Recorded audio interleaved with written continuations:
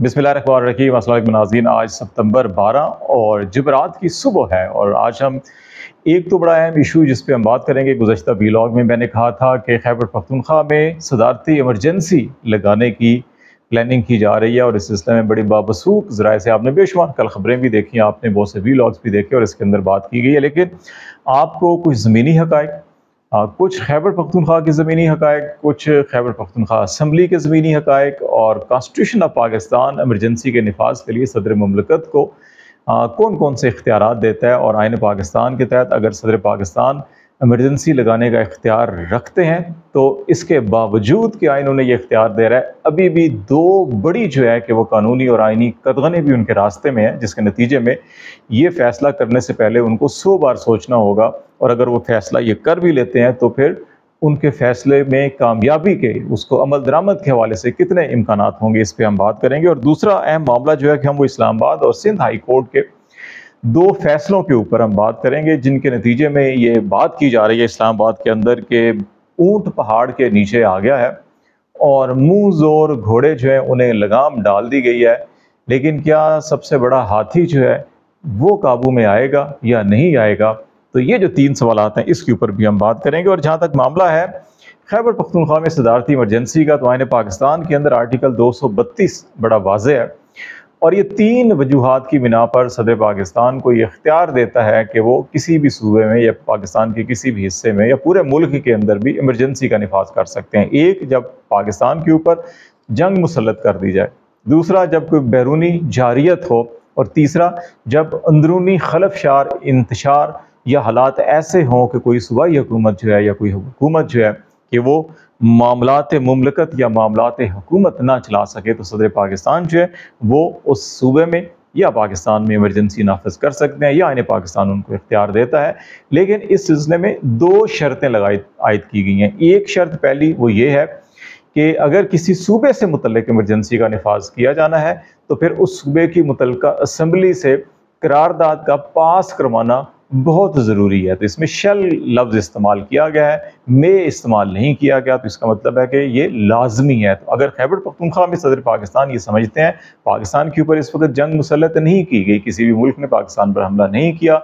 बैरूनी जारियत का भी इस वक्त पाकिस्तान के ऊपर कोई ऐसा ख़तरा या उसके इकदाम नहीं है कि अफगानिस्तान या ईरान के साइड से या चीन की साइड से जो है कि खैबर पख्तूनख्वा के ऊपर कोई बैरूनी जारियत की जा रही हो। और तीसरा मामला जो है कि अंदरूनी खलफशार इंतशार ये हो सकता है कि जिसकी आज बेशुमार केपी के इलाकों के अंदर जो है दहशत गर्दी के वाक़यात हो रहे हैं, सियासी हालात जो है कि वो बहुत ज़्यादा साजगार नहीं है, अमन व अमान के चैलेंजेस और सारी चीज़ें इनको जवाब बना के इस सिस्टम में इमरजेंसी लगाई जा सकती है। लेकिन खैबर पख्तूनख्वा असम्बली से करारदाद पास करवाना लाजमी है, जो यकीनी तौर के ऊपर खैबर पख्तूनख्वा असम्बली में इस वक्त पाकिस्तान तहरीक इंसाफ को 2/3 से ज़्यादा अक्सरियत हासिल है। तो इसलिए ना तो वहाँ पे अरकान असम्बली को तोड़ा जा सकता है और ना ही ये करारदाद जो है कि वहाँ पे पेश करके मंजूर करवाई जा सकती है। तो इसलिए ये ऑप्शन तो ख़त्म दिखाई देता है। लेकिन इसके बाद सदर पाकिस्तान के पास एक और ऑप्शन भी मौजूद है, जो आईन पाकिस्तान के इसी आर्टिकल 232 के अंदर जो है कि बिल्कुल जहाँ सूबाई असम्बली की करारदाद का जिक्र है उससे अगली ही जो सूरत हाल है वो सदर पाकिस्तान को इख्तियार ये देती है कि अगर सदर पाकिस्तान किसी सूबे के अंदर या किसी इलाके के अंदर जो है कि इमरजेंसी का निफाज कर देते हैं तो उसके 10 दिन के अंदर जो है कि सेनेट और कौमी असम्बली में दोनों में अलग अलग जो है कि करारदादें पेश करके वहाँ से इनकी मंजूरी हासिल करना लाजमी होगा। यानी कि सदर पाकिस्तान खैबर पख्तूनख्वा में किसी वक्त भी इमरजेंसी के निफाज का ऐलान करके उसके बाद जो है कि अगर 8 दिन या 9 दिन जो है कि करारदाद पेश नहीं भी की जाती सेनेट के अंदर या सूबाई इसमें कौमी असम्बली के अंदर, तो इमरजेंसी केपी के अंदर रहेगी और फिर यहाँ से जिस दिन करारदाद मंजूर होती है तो उसकी इंडोर्समेंट भी हो जाएगी। तो ये दूसरा ऑप्शन है। लेकिन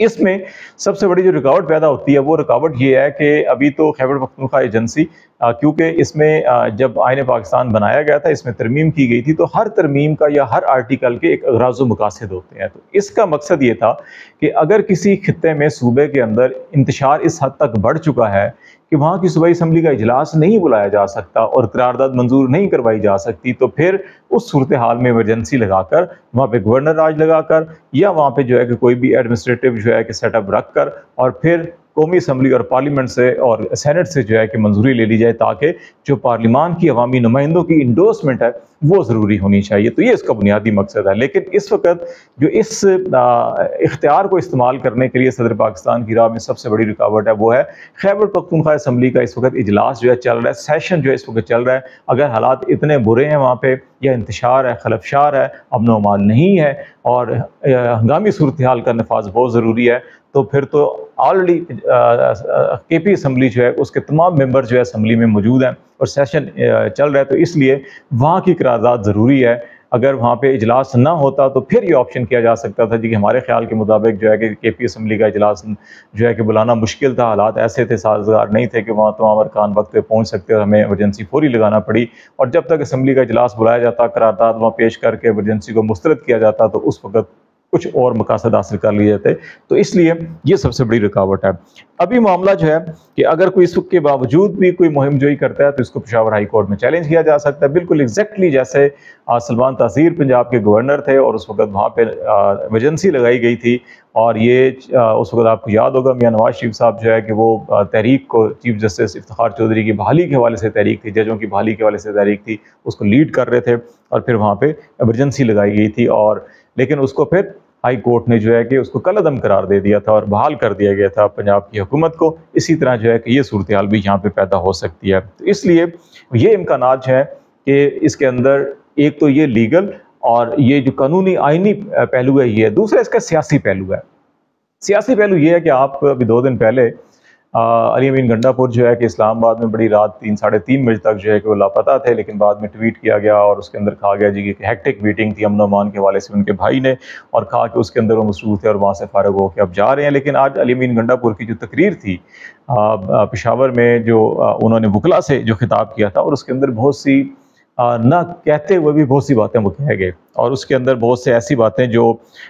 یہ قیاس کیا جا رہا تھا کہ علی امین گنڈا پور کو کہا جا رہا ہے کہ وہ معافی مانگیں، جو انہوں نے زبان استعمال کیا اس کے حوالے سے، جو خواتین کے حوالے سے یا فوج کے حوالے سے یا ادارے کے حوالے سے جو بات کیا اس کے اوپر وہ معافی مانگے، اور اس قسم کی اطلاعات جو ہے تحریک انصاف کے اور حکومتی حلقوں سے بھی اطلاعات مل رہی تھی، شاید انہوں نے اس سے انکار کیا اور کہا کہ نہیں، انہوں نے جو بات کی ہے جس پرسپیکٹو پہ کی ہے کہ ان کا خیال ہے کہ وہ درست ہے۔ دوسری ہے کہ حکومتی حلقوں سے ہی اسلام آباد کے اندر اس دن رات کو یہ خبریں چلوائی جا رہی تھیں اور فیڈ کی جا رہی تھی، جس میں یہ کہا جا رہا تھا کہ ان کے سامنے جو ہے کہ وہ تفصیلات بھی رکھی گئی ہیں کہ اسلام آباد پولیس کے حوالے سے جو انہوں نے گن کسی پولیس کے افسر ڈی ایس پی کے اوپر تانی، اور جو ان کو جو ہے کہ جلسہ کا پیغام بھجوایا گیا پولیس کے ذریعے سے کہ اس کو جو ہے کہ جلسے کو 7 بجے ختم کیا جائے، لیکن اس وقت جو ہے کہ انہوں نے جب ان کو پیغام بھجوایا گیا تو اس وقت انہوں نے جو پیغام آنے والے افسر تھے، پولیس افسر تھے، ان کو یرغمال بنا لیا۔ تو یہ جو چیزیں تھیں، یہ تو ہمیں پتا تھا اسلام آباد کے اندر حکومتی حلقے بھی چلا رہے ہیں جی کہ ان کو حراست میں لے لیا گیا، ان کے خلاف مقدمہ درج ہونے والا ہے، ایف آئی آر درج ہونے والی ہے، ان کے خلاف یہ کارروائی ہوگی، سو اینڈ سو باقی ساری چیزیں ہیں۔ آج انہوں نے جو تقریر کی تھی گزشتہ روز جو ہے کہ اس کے اندر بہت سی ایسی چیزوں کا تاثر مل رہا تھا کہ پیغام جو دیا جا رہا ہے ہمارے نام استعمال نہ کیا جائے، ہمارا نام نہ لیا جائے، یہ جو ساری باتیں جو وہ بات کر رہے تھے جاوید حکمران کے سامنے جو ہے کہ حق بات کرنا جہاد ہے، اور یہ ساری جو چیزیں وہ کر رہے تھے، اس کا مطلب ہے کہ کچھ نہ کچھ باتوں کے اندر حقیقت ہے۔ تو اسی لیے اس رات ایمرجنسی فوری طور کے اوپر خیبر پختونخوا اسمبلی کا اجلاس بلایا گیا۔ پھر خیبر پختونخوا اسمبلی کے اجلاس میں گزشتہ 2-3 روز سے جو قرارداد منظور ہوئی اور جو لب و لہجہ اور جو جن افراد جن اداروں کا نام لے کے پوائنٹ آؤٹ کیا جا رہا ہے، پن پوائنٹ کیا جا رہا ہے کہ فلاں فلاں موقع کے اوپر فلاں جگہ کے اوپر ان اداروں نے یا ان افسروں نے جو ہے کہ سیاسی مداخلت کی،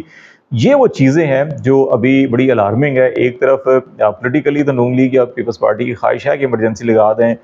تاکہ اس قسم کی آوازیں پارلیمانی فورم کے اوپر بھی، کیونکہ ریکارڈ کا حصہ بن جاتی ہیں پارلیمان کے، یہ تو یہ نہیں ہونا چاہیے۔ لیکن دوسری طرف اس خدشے کا اظہار بھی کیا جا رہا ہے خود حکومتی سطح کے اوپر بھی کہ اگر یہ کیا گیا تو خیبر پختونخوا سے ریئیکشن بہت زیادہ شدید ہو سکتا ہے عوامی سطح کے اوپر، اور پھر جو قانون نافذ کرنے والے ادارے اور اس وقت جو امن و امان کی صورتحال اور جو چیلنجز ہیں، زمینی حقائق ہیں خیبر پختونخوا کے، وہ کسی طور کے اوپر بھی اس ایمرجنسی کو سوٹ نہیں کرتے، کیونکہ خیبر پختونخوا کی عوام کی غالب اکثریت جو ہے کہ وہ اس سارے کے ساری سوچ کے خلاف ہے، اور اگر وہ سارے کھڑے ہو گئے تو ان کو قابو کرنا مشکل ہوگا۔ تو اس لیے جو ہے کہ یہ بات بھی کی جا رہی ہے کہ یہ ایمرجنسی نہیں ہونی چاہیے۔ اب ہم آتے ہیں کہ وہ ایسے اقدامات ہائی کورٹ اسلام آباد اور سندھ ہائی کورٹ کے کہ اونٹ پہاڑ کے نیچے آ گیا، منہ زور گھوڑوں کو لگام لگا دی گئی ہے، اور سب سے بڑا ہاتھی قابو آئے گا یا نہیں آئے گا۔ اس میں ایک تو سندھ ہائی کورٹ کا فیصلہ جو تحریری اس کو جاری کیا گیا طارق محمود جہانگیری کی ڈگری کے حوالے سے، اور اس کے اندر دو اہم نکات جو کہے گئے، انہوں نے کہا کہ ایک تو یہ بدنیتی پر مبنی تھا کراچی یونیورسٹی کا فیصلہ، اس لیے اس کو معطل کیا جا رہا ہے، اور دوسرا کسی جج کے خلاف کوئی یونیورسٹی کوئی ادارہ کارروائی نہیں کر سکتا، بلکہ یہ سپریم جوڈیشل کونسل کی اس کی جو ہے سپریم جوڈیشل کونسل کی ڈومین ہے، اور یہ معاملہ ادھر کا ہے، یہ نہیں کیا جا سکتا۔ تو اس حوالے سے ایک تو یہ بڑا